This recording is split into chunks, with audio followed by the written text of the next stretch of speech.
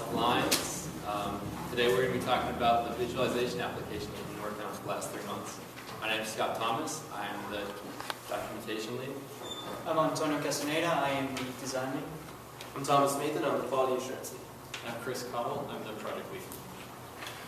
Alright, the first thing I wanted to talk to you about was the core idea of our application, which is this: define patterns in data, especially complex data. See, there's a problem when you're trying to graph data that has more than 2 dimensions.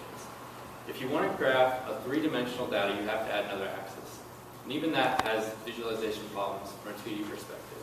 If you want to add 4, 5, or even 6 axes, it's impossible for a human to visualize. So what we've done is we've created a program that works a little bit like a microscope and lets us look inside complex data. And the goal of our application is to allow users to see patterns which would otherwise go unnoticed in complex data. So to solve this, we use 4 visualizations developed by Dr. K and one other one. Each of these visualizations highlights various aspects of the data. Crucially, these visualizations are lossless and clear. That means you can see the entire data set and you don't have to worry about clutter on the screen. These visualizations represent the entire data set at once, which is different from a PCA or maybe graphs paired side by side, which reduce the data. Quickly, I'll go over the data that we have here. First is the parallel line coordinates, which was actually developed in 1991. Second is the co-located pairs. Third, inline dimensions. Fourth, the radial pair coordinates. And finally, the shifted pair coordinates. Each of these visualizations works by visually compressing data through structure. By adding structure to the graph, you can see more elements than you would on a standard graph. We can provide structure through line orientation, color, position, shape, and lines of demarcation. Using this, we can present complex data on a single 2-dimensional plot. In addition to the visualizations that we've implemented, we provide a platform for future developers to enact their own visualizations. And with that, I'll turn it over. Okay, so for a previous project, we had 3 major prototypes. We had a Windows form application, and that one just had tabs with each different visualization in it. And it also had a menu bar. It just gave you it was just a Windows look, and it was for a Windows operating system, so it wasn't that portable. So, and the next one we had was a data parser, and this one was through Unity, and it had a text box, and you input data points, and it would graph you a line, and you could plot it. You could input a lot of points, and it would just graph one line. And the next one was an OpenGL, but it was a basic plot line, and it had the points were hard-coded, so it wasn't very flexible, but it could also be very scalable with large data sets. Okay, and now we'll talk about the current state of our requirements. First thing we want to talk about is the data parser. This is crucial to our application because we need to load CSV files, which is usually what multi-dimensional data are stored in. Currently, our data parser can parse data so long as it's properly formatted. Some features that we're planning to implement in the future will allow for users to input row-wise or column-wise data, implement parsing for string information in the data sets, and missing data points. So at this point, we would consider parsing. The next requirement we have is the Excel plugin. Since most multidimensional data is offered in CSV format, in spreadsheet format, it seems intuitive that users would be using an application like Excel to load the data, view it, and do manipulations on the data. So the implementation of the Excel plugin for us is that the user should be able to load a data set in Excel, select specific segments of the data that they want to view, or all of the data itself, and push it straight to our application and have it updated immediately. This is currently working. The scope of the project was for Excel 2010, as we discussed that most universities and researchers are probably hanging out around that version. And getting clearance with the school board to get a developer account for Office 2013 and Office 365 was a little difficult. So our scope has been constrained to 2010. This is partially implemented. It works. We just need to add more features to it. We were also required to have multiple visualizations. So currently our program only supports a co-located one, but we're going to use the basis of that one to create the rest, so it shouldn't be too hard. So it's partially implemented. One of the things we're also trying to do is we're trying to implement a modern GUI. By doing that, we're going to give our users a unique GUI. That means we're going to have an easy to understand user interface, one that has icons that are familiar, and we're also going to have all our buttons work as expected. So if you click the file button, it's going to open the file. We're going to have a change between visualizations. Right now we have 4 of our 5 visualizations implemented, but we've changed the core drawing function of our visualization, so in our application when we demo it later, you'll only see 1 of those 5. We've also done a local deployment to Windows and a web deployment. We're currently running on Chrome. We've done a little bit of testing on Firefox, and we're going to test in the future with Internet Explorer. All right. Another requirement that we had for our application was user interactivity. Being able to load these multi-dimensional data sets in Excel and push them to a graph for viewing is really nice, but it's not that useful if the data sets are large and complicated. So the user should be able to scroll around, select specific points, see what vectors they belong to, change the position of the camera in the scene, and pan around, that kind of thing. In addition to the interactivity, we've implemented animation. Animation is a key feature because it helps users find lines as they're being drawn. Especially in a complicated data set with, say, 500 or 600 vectors, it's difficult to distinguish lines. So by animating, we can see exactly what a line is doing at any point. Our visualization is a centralized method that can be accessed by all the visualizations. It works and allows us to draw animations in parallel, and we can manage the speed of each animation. All right, let's move on to a prototype demo. There's going to be 2 prototype demos here. One will show you a static data set in a small form, and then we'll show it to you in a larger form. And the other one will be showing you data set animation that we have prototyped. The first actually, let me preface this by saying that we're using Unity for portability between, we can develop the application, push it to Windows, push it to the web, it should function the same. Unity provides drawing functions that we are not using. We went kind of underneath and we used OpenGL line drawing and our own mesh drawing and our own parsers to bring in all this stuff and draw it out ourselves. So the first thing we'll show you is you can pan around the screen and zoom in and out to change the camera's orthographic size. These simple things are kind of difficult, so we were proud to get that done. Next, when the user first loads up the application, if they have no idea what they're doing, we want to make the help button easily accessible so they can go ahead and click help.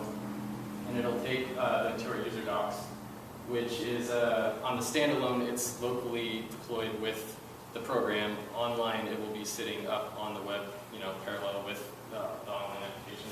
From here, the user can pan around and look, how do I open files? You can go to open files and read how to do that, moving around. How to use the Excel plugin. These are all stubs. We'll fill them out when the feature set's entirely complete. Let's go back to the application. And we'll demonstrate loading a CSV file. So the user can select File, Open. Using our file browser, they can browse to wherever their CSV file is. Here's a smaller data set that is of a larger data set provided by the University of Irvine in California relating to forest fire data.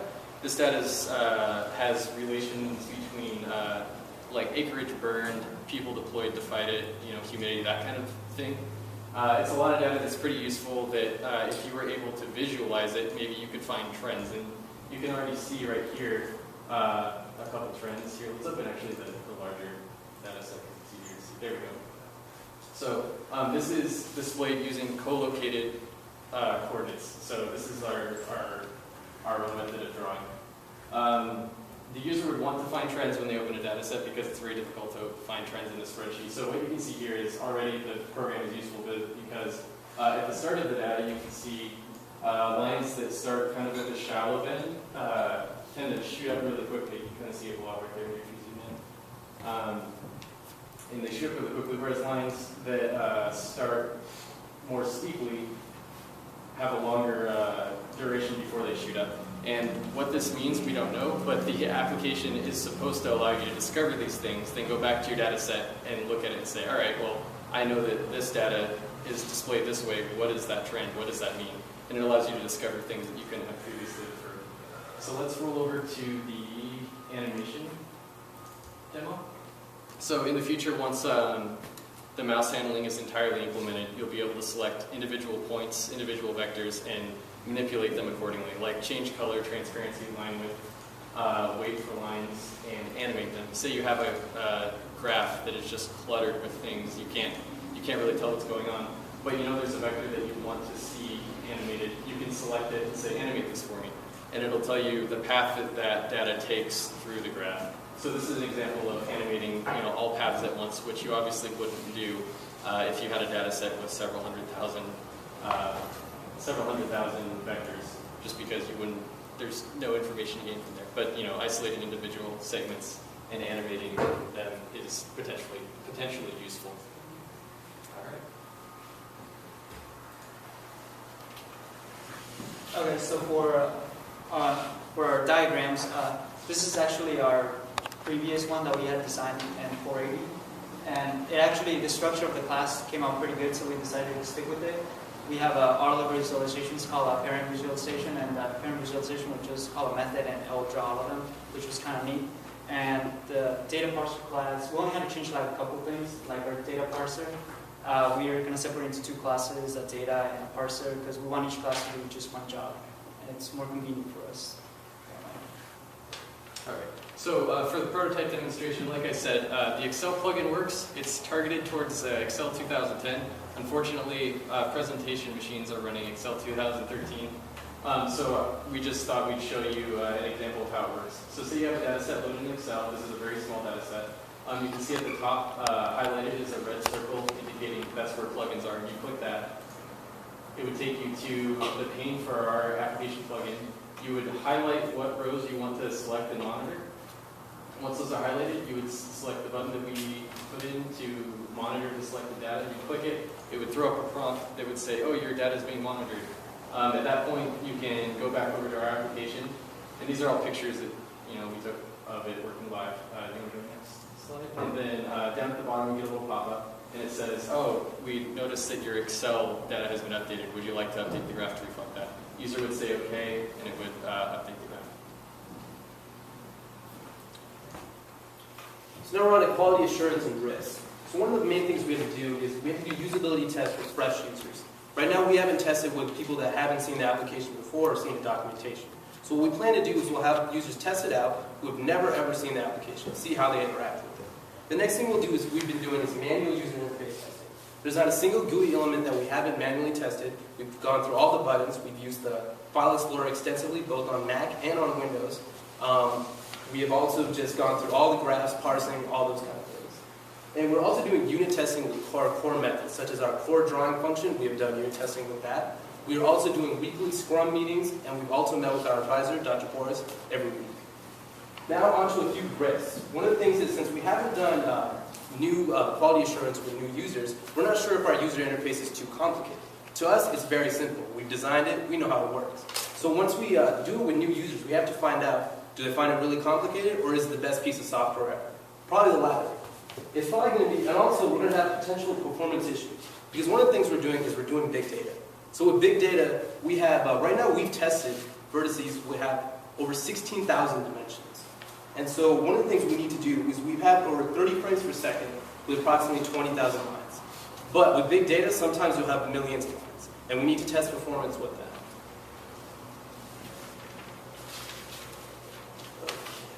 Now on to future features. We need to have user customization of visualization background colors. What that means is one of our users using our application in, say, a dark room, he needs to be able to change the background color to maybe a darker color to reduce eye strain. In contrast, if you were doing a presentation like this, he might want a brighter color. The second thing we want to do is animate and change the color of individual lines. The core concept of this application is to find trends. So what we need to do is we need to differentiate different lines. That's an imperative feature. Also, users may want to select individual points of data. So if they click a line, they'll be able to see all the data points with it, all the dimensions, all that, etc. We'll allow our users to make permutations of the data. What that means is a lot of our data sets have large amounts of dimensions. So they need to make permutations, meaning that they need to reorganize the data. They also need to be able to add and remove dimensions as they see fit. We also need to be able to have handling of non-numerical values. What that means is sometimes we get large values that have a lot of strings. When we have a lot of strings, we don't know what to do with it. But in some cases, perhaps if we get an input of months, we will be able to graph that. But there will be times where we'll have thousands of different strings that don't have a relation between those strings. When those strings don't have a relation, we need our application needs to automatically correct for that and ignore that data. The next thing we need to do is choose between visualizations.